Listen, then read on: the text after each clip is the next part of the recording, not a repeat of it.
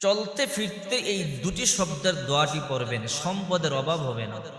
আপনার কত সম্পদ লাগবে, যত সম্পদ চান আল্লাহ পাক রব্বুল আলামিন গায়েব থেকে সম্পদ দিয়ে আপনার হাজত পূর্ণ করে দিবে, আপনার মনের আশা পূর্ণ করে দিবে। এই জন্য চলতে ফিরতে দুটি শব্দের এই জিকিরটি করবেন।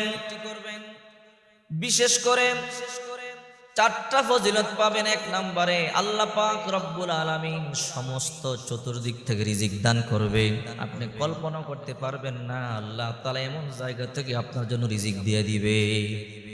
দুই নাম্বার, সমস্ত বিপদ থেকে আল্লাহ তাআলা হেফাজত করবেন। তিন নাম্বার, সর্বদিক থেকে আল্লাহ তাআলা উন্নতি দান করবে। অনেক সময় ব্যবসা করি, ব্যবসার মধ্যে ক্ষতিগ্রস্ত হয়, ব্যবসার মধ্যে উন্নতি হয় না। এই জন্য যদি আপনি আমলটি করেন, আল্লাহ তাআলা আপনার ব্যবসার মধ্যে প্রচুর পরিমাণে বারাকা দান করবে।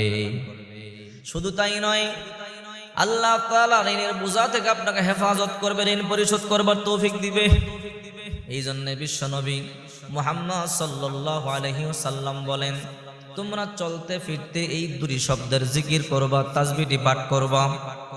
যদি তোমরা চলতে ফিরতে দুটি শব্দের দোয়াটি পাঠ করতে পারো, আল্লাহ পাক রব্বুল আলামিন অজস্র সম্পদের মালিক তোমাকে বানায় দিবে।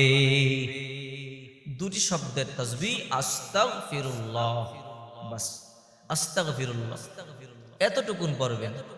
বিশ্বনবী মুহাম্মদ সাল্লাল্লাহু আলাইহি ওয়াসাল্লাম বলেন, মান লাজিমাল ইস্তিগফার জাআলাল্লাহু লাহু মিন কুল্লি দিকিন মাখরাজা। যে ব্যক্তি ইস্তেগফারের সাথে আঠার মতো লেগে থাকে, আঠার মতো, অর্থাৎ সারাক্ষণ ইস্তেগফার, চলতে ইস্তেগফার, বসে ইস্তেগফার, অফিসে ইস্তেগফার, গাড়িতে ইস্তেগফার, ঘুমানোর পূর্বে ইস্তেগফার, সারাক্ষণ ইস্তেগফার পাঠ করে, রাসূল বলেন, মান লাজিমাল ইস্তেগফার জাআলাল্লাহু লাহু মিন কুল্লি দিকিন মাখরাজা। এক নম্বরে আল্লাহ সমস্ত বিপদ থেকে তাকে হেফাজত করবে। বিপদ আপদ থেকে যদি আল্লাহ আপনাকে হেফাজত করে, আপনার কি চাই? দুই নম্বরে বিশ্বনবী মুহাম্মদ সাল্লাল্লাহু আলাইহি ওয়াসাল্লাম বলেন, ওয়ারযুকুহু মিন হাইথু লা ইয়াহতাসিব। কল্পনা করতে পারবেন আল্লাহ পাক এমন জায়গা থেকে তাকে রিজিক দিয়ে দিবে। রিজিকের সংকীর্ণতা দূর হবে, রিজিকের মধ্যে বরকত হবে, অর্থের মধ্যে বরকত হবে, টাকা শুধু আসতেই থাকবে। তিন নম্বর, ওয়া মিন কুল্লি হাম্মিন ফারজা।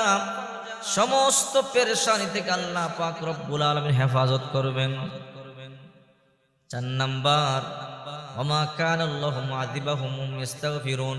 ইস্তিগফার যারা পাঠ করে, এদেরকে আযাব গজব কোনোদিন আক্রান্ত করতে পারবে না। আর ইস্তিগফার পাঠকারীরা দোয়া করলে দোয়ার সাথে সাথে কবুল হয়ে যায়। সাহাবায়ে কেরাম হযরত আবু হুরায়রা রাদিয়াল্লাহু তাআলা আনহু বলেন, বিশ্বনবী মুহাম্মদ সাল্লাল্লাহু আলাইহি ওয়াসাল্লাম বলেন, সাহাবীরা রে, আমি দৈনিক কমপক্ষে 70 বার ইস্তিগফার পাঠ করি, আল্লাহর কাছে ক্ষমা চাই। আবার অন্য riwayতের মধ্যে আছে, আল্লাহর হাবিব বলেন, আমি দৈনিক 100 বার আল্লাহর কাছে ইস্তিগফার পাঠ করি, ক্ষমা চাই। আমরা যে এত গুনাহ করি, দৈনিক কয়বার ইস্তিগফার পাঠ করি? এত গুনাহ করি, ইস্তিগফার পাঠ করি না, আল্লাহর কাছে ক্ষমা চাই না। তাহলে আল্লাহ রিজিক দিবে কিভাবে?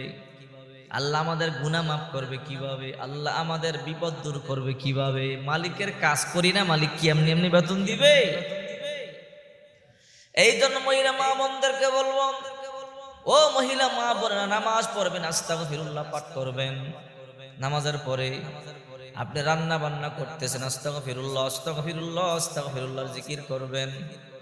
ও মা, গরজারও দিবেন, আস্তাগফিরুল্লাহর জিকির করবেন। বিছানা জারও দিবেন, আস্তাগফিরুল্লাহর জিকির করবেন। আস্তাগফিরুল্লাহ পড়তে পড়তে যদি ওই মাকাম পর্যন্ত বসতে পারেন, মুস্তাজাবুদ দাওয়া হয়ে যাবেন। তখন আল্লাহর কাছে হাত তুলে যা চাবেন, আল্লাহ তাআলা আপনাকে তাই দিয়ে দিবে। আপনার তো আল্লাহ ফিরাবে না, ওই মাকাম পর্যন্ত বসতে হবে। এই জন্য চলতে ফিরতে দুটি শব্দের তাসবিহটি পাঠ করবেন, জিকিরটি করবেন, ইনশাআল্লাহ এমন খুশি আপনি হবেন যা জীবনে হন নাই। আপনার জীবনে এত খুশি হন নাই, যেই খুশি আল্লাহ আপনাকে করে দিবে।